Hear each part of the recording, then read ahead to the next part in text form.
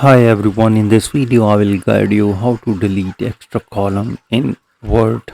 Deleting an extra column in Word is quick and straightforward depending on whether you prefer using your mouse or the ribbon menu. So first you need to click inside any cell of the column you want to delete. I have this empty column and then right click to open the context menu and then click on the delete cells.